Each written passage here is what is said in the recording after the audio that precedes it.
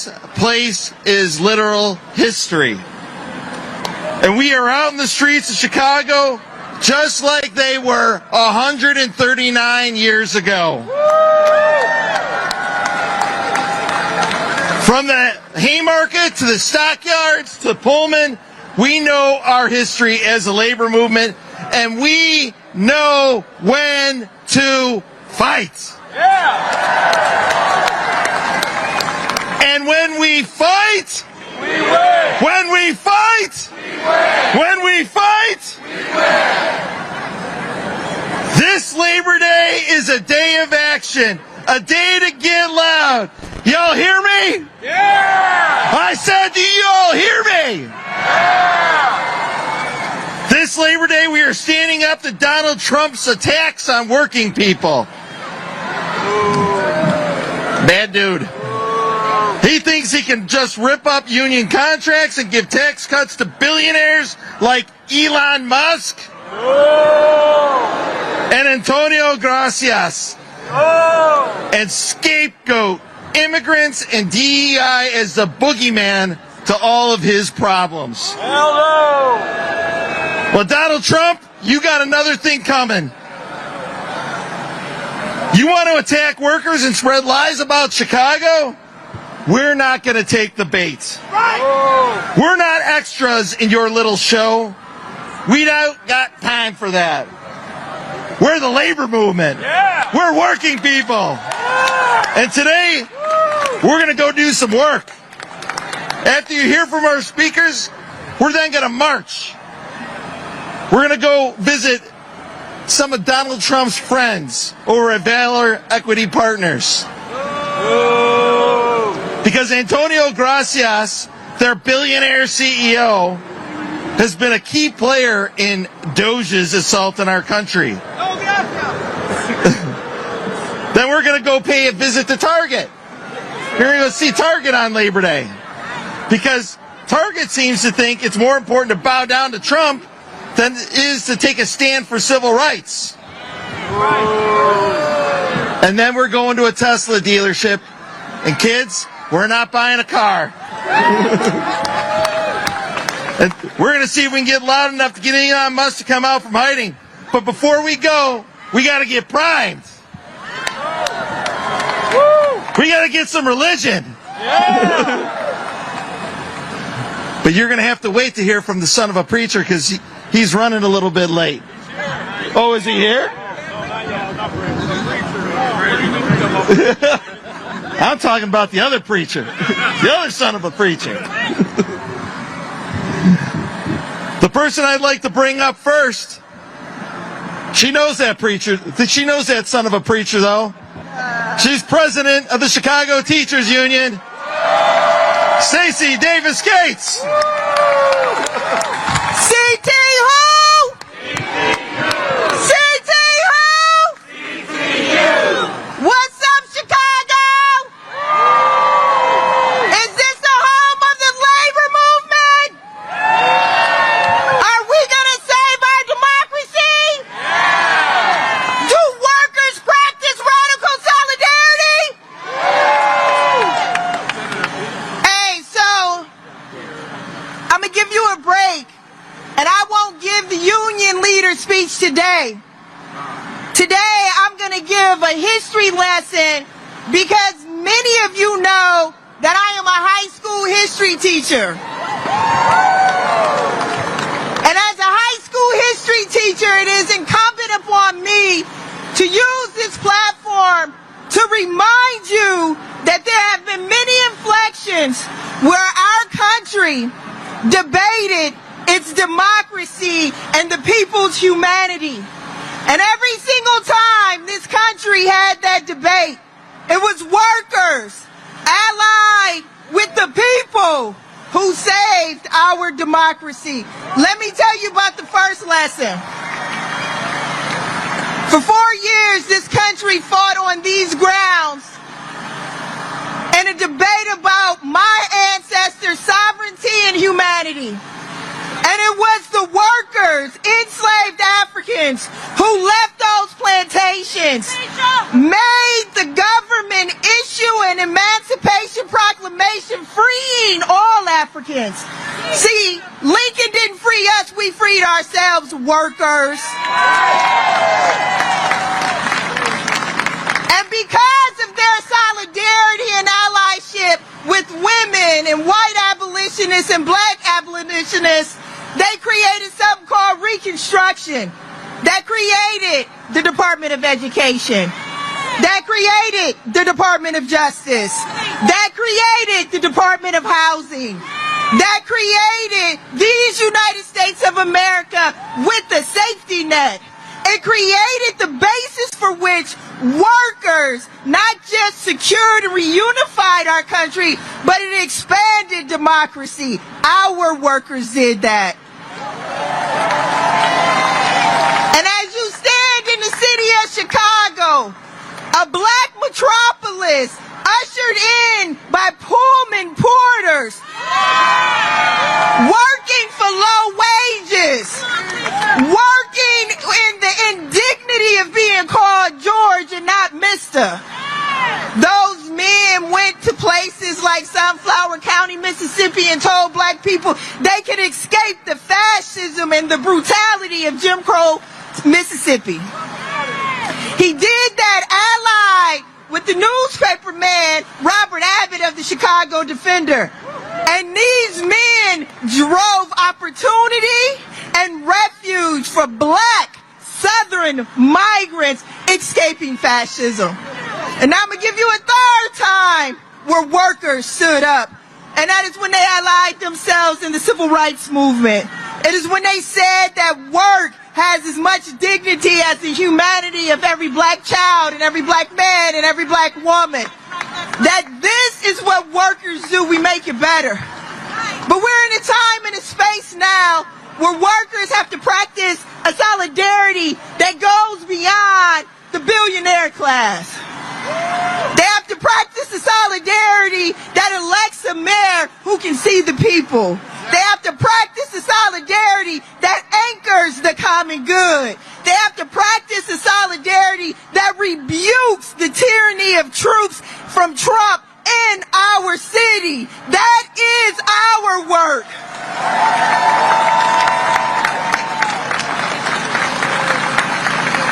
And we got to draw a contrast, Chicago. We have to show the world that workers usher in a reconstruction of school libraries while Trump is banning books. We have to show them that workers are reopening mental health care clinics in Chicago instead of leaving people without. We have to show them that in Chicago, we've abolished the sub-minimum wage because slave wages went out with the 13th Amendment. In Chicago, we reject a billionaire's tyranny on our city. We reject a billionaire and his cabinet of billionaires who take from Medicaid, who defund public education. So let me be clear about what solidarity is. Solidarity is the antidote to white supremacy. Solidarity is the antidote to anti-immigrant fever. Solidarity is the antidote to homophobia and transphobia. Solidarity is the antidote to people not having and needing. It is solidarity that reunites us. It is solidarity that keeps us. It is solidarity that supports us. It is solidarity that makes these United States of America for the people and by the people. Let's go, Chicago.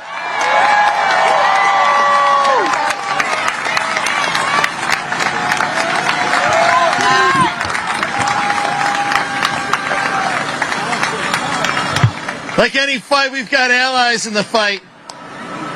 Y'all know my friend Congressman Chuy Garcia?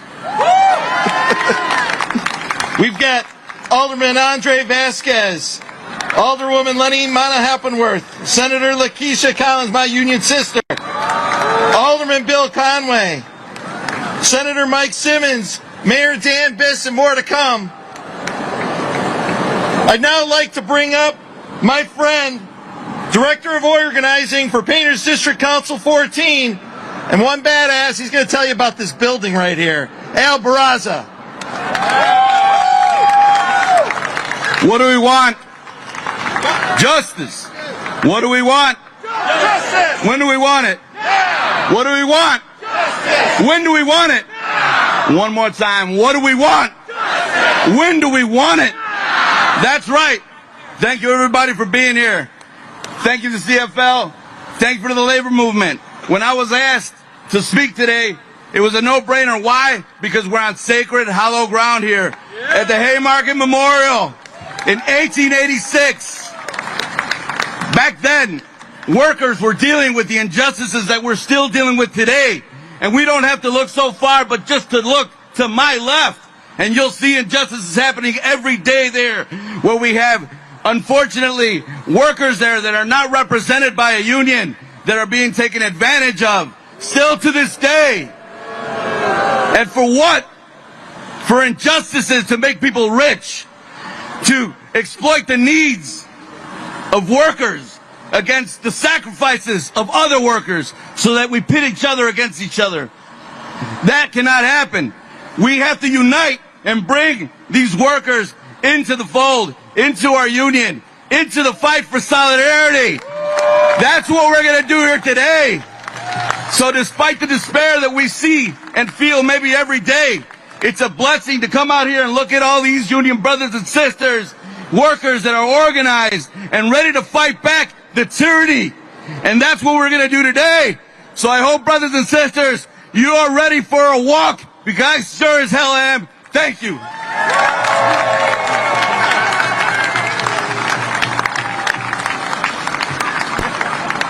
We got more allies in the House. Senator Willie Preston, Water Rec Commissioner Yumika Brown, Senator Laura Fine, Commissioner Tara Stamps. Anybody know her? Clerk Anna Valencia, Clerk of the Circuit Court Mariana Spiropoulos, Senator Graciela Guzman, Rep. Lillian Jimenez fights for justice every day, Senator Robert Peters, Alderperson Jesse Fuentes, Alderperson Anthony Quezada, and Commissioner Jessica Vasquez. That's a lot of elected officials. A lot of these folks, I've just read, they're organizers. They're people who go out on the street every day. They represent us in the halls of justice, the halls of law. Even when they don't work for us, even when those institutions aren't working for us, these people are. And one person that I know that works for everybody, all workers every day, is the national president of the American Federation of Teachers. She's going to give us some religion too. Randy Weingarten.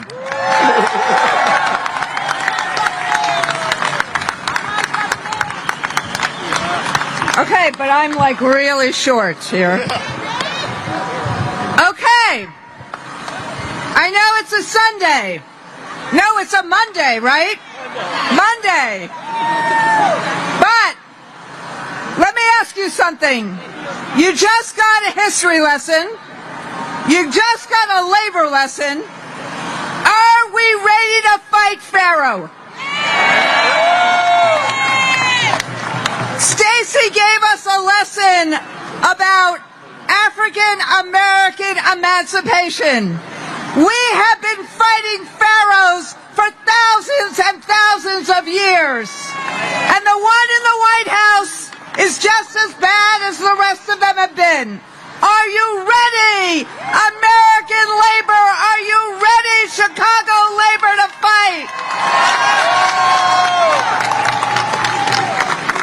And today as we walk, we're going to fight a whole bunch of pharaohs. Whether it's Tesla, or Target, or Valor. What has happened in this country is that the billionaires don't understand that this country was created in protest and in resistance to fight off a king, not to recreate a king. Sorry, I'm also a history teacher. But what we know is that those kings, those pharaohs, those authoritarians, it's not as if they will just concede. You know this from Frederick Douglass, another icon for all of us. Power does not concede willingly. It does not concede without demand. So Chicago labor, are we ready to demand? And demand we must, not simply for a choice of the cruelty of Trump or a broken status quo. We must demand a better life for all workers. One job should be enough. Public schools should be strengthened, not abandoned. Higher education should be affordable. Social Security should be saved. Medicare and Medicaid should be sacrosanct. Why are these demands not the demands of every single politician in Washington? This is what creates dignity. This is what creates opportunity. And this is what creates affordability. But my friends, and that's why all across the country today, 1,000 events. Labor is not simply doing picnics and parades. We are fighting for a better life for all Americans. That's what Labor Day should be about as we stand in hallowed ground. So, let me ask you, in a city that is about to get a military occupation, with an administration that disappears immigrants rather than reveres immigrants, are you ready to fight for that multicultural, multi-ethnic democracy that Stacey was talking about? Are you ready to fight for dignity of the American worker? Are you ready to fight for dignity of all workers and all Americans? Are you ready to fight for good public schools and for people to have higher education and decent housing and decent health care and a decent retirement? Are you ready to stand up? You are standing. Are you ready to show up? Are you ready to speak up? Are you ready to fight each and every day? Because we know when we fight, we win. When we fight, we win. Solidarity.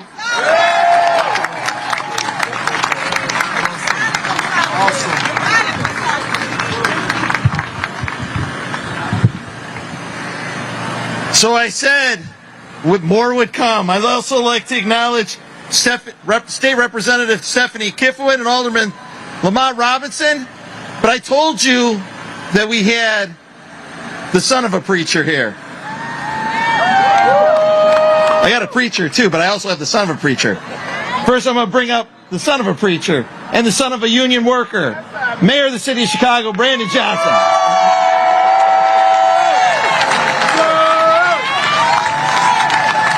Let's go. Let me hear you, Chicago. Let me get you a little bit more noisy out there.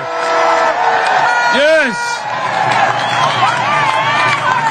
No federal troops in the city of Chicago.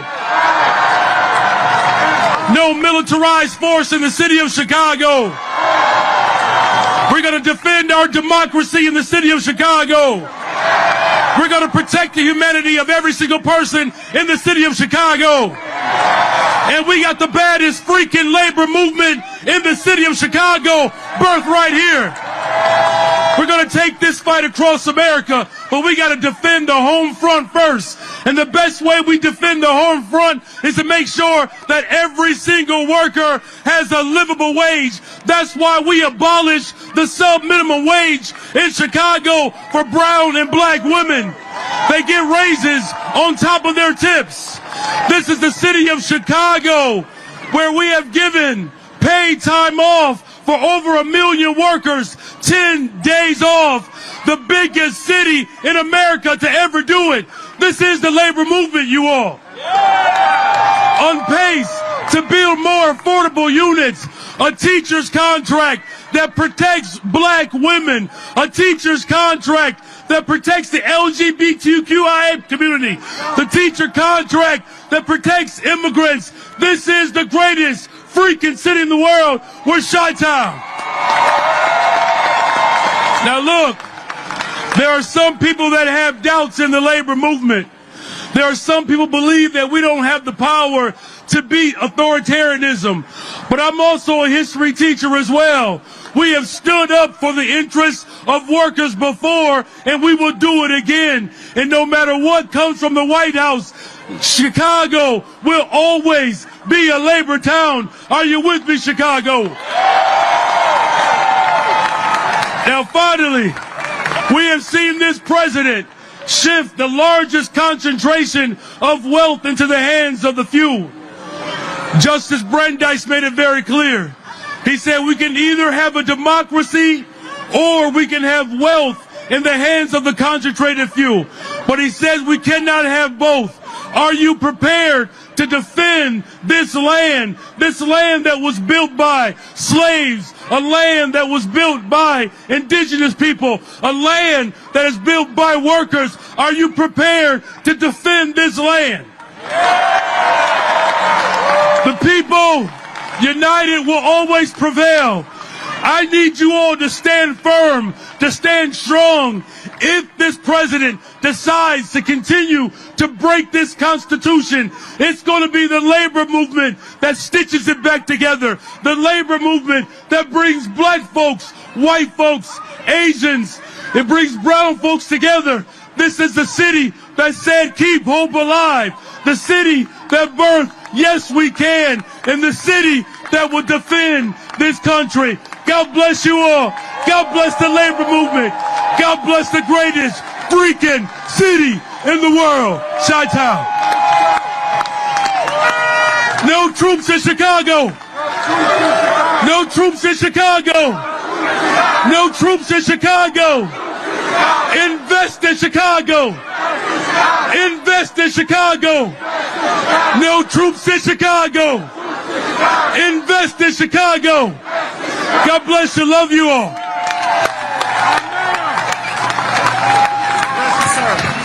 When we fight, when we fight, when we fight. Listen, y'all, we're here to stand up for something, right? We're here to stand up for working people. And as we stare down into authoritarianism, we got to call it what it is. And in this fight, we have to see if people will be who they say they are. This is one of those moments where you have to live your values. Now, it's real easy to do that until you face somebody like Donald Trump, who's using every ounce of his power to bring the country to heel. But we know a brother who is holding people accountable. We know a brother who is working to make sure that when it comes to coming to heel to Donald Trump, that people stand up for themselves and make sure that the companies that take our money live the values that this country is really all about. And you know who's calling for Target Corporation to be accountable? Our next speaker, Pastor Jamal Bryant.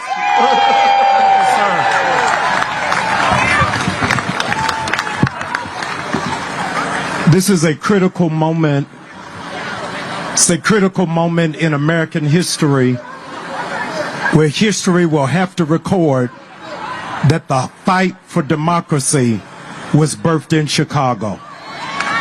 Those of you who still believe in liberty and justice for all, would you make some noise right now if you still believe in it?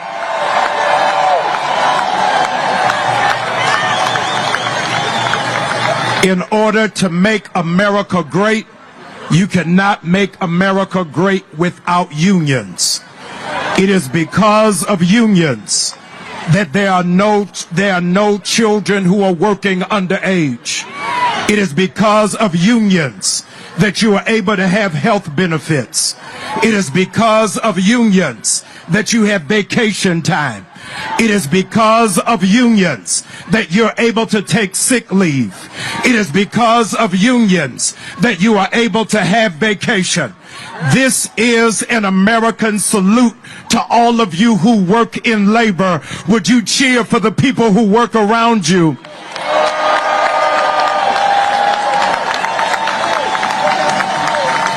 There are more labor workers than there are billionaires. You just missed what I said. There are more labor workers than there are billionaires. It is because of your sweat equity. It is because of your stick-to-itiveness. It's because of your focus that America is still standing. You are the true patriots. Celebrate yourselves on Labor Day. Celebrate yourselves. I want to thank Randy and Stacy for standing with us. I so believe in what it is that you are doing that I flew from Atlanta, Georgia, just to be with the labor workers of Chicago, Illinois, because this is not a local fight. It is a national fight. We owe a debt of gratitude for the most fearless leader in America today is the mayor of Chicago. Let's celebrate him.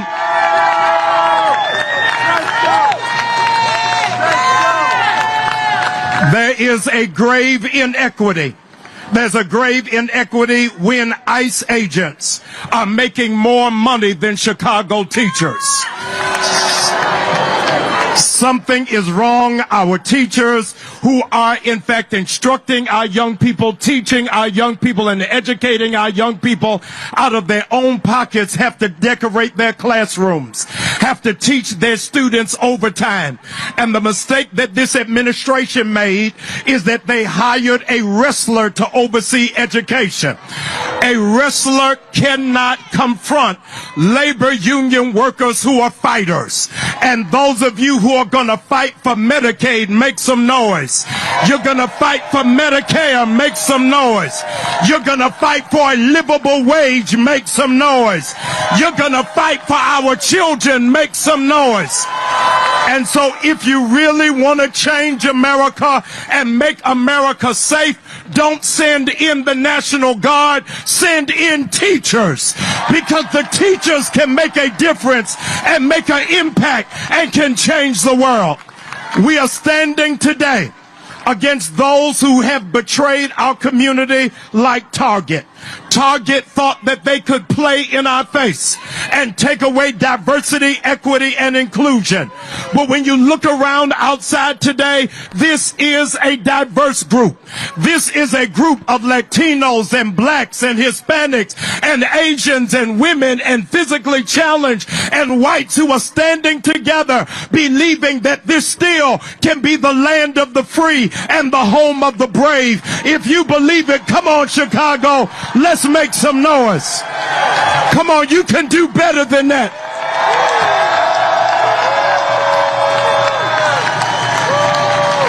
We are putting Target on notice. We are putting Tesla on notice. And we are putting every enemy of the Constitution on notice. They are redrawing lines in Texas, but in Chicago, we put a line in the sand to say if you mess with our workers, you mess with America. Make some noise if you believe that this is our last stand.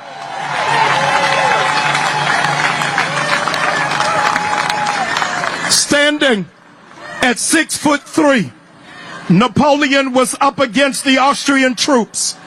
They were losing, and the French troops were dizzied. They felt as if they had no focus. They were down 3-1 against the Austrian troops. And Napoleon said to the French troops, we cannot fight their army. We will fight their mindset. Today, when we march, we are not fighting against an army. We are fighting against a mindset in America that thinks workers will be taken for granted and will roll over and play dead. Martin Luther King Jr. gave us our marching orders for today.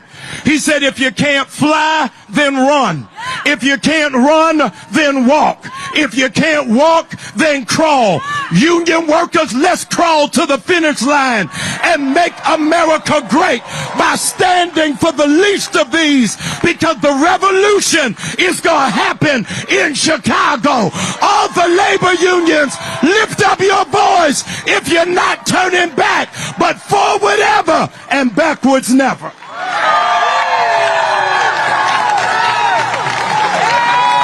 When we fight, when we fight, when we fight. Listen, folks, we're getting ready to start the march. Our next stop is Valor Capital. Then we're going to Target, and then we're going to Tesla. We're going to hear today from workers all across the labor movement. We're going to hear from dock workers from the southeast side at the International Port. We're going to hear from UAW workers. We're going to hear from hospital workers. But I want to make sure that everyone's prepared. We're going to take a couple minutes to break down the stage and also get the march off. We have 10 porta potties here at Haymarket and not any on the route, so you can use them here. We have a lot of great volunteer marshals to keep us safe. Make sure you listen to their instructions. Remember, this movement is a movement of nonviolent protest. We aren't taking the bait from Donald Trump. We're going to do things like Dr. King taught us. We will sit, we will stand, but we will not take the bait. Thank you, everyone. We'll see you at Valor.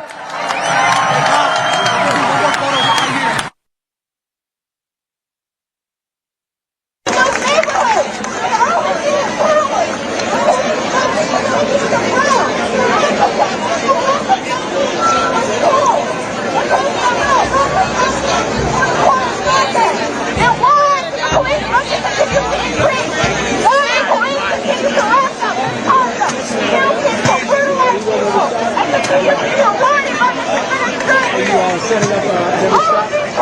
That's going to be the tough part, is like doing this every time.